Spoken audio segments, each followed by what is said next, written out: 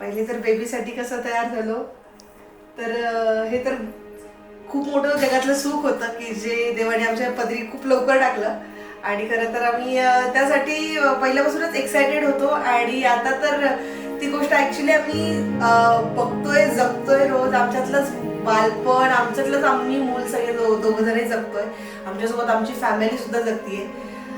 आई बाबा होणार ही भावनाच मुळात कुठेतरी इतकी ग्रेट असते ही आता आम्हाला समजायला लागली.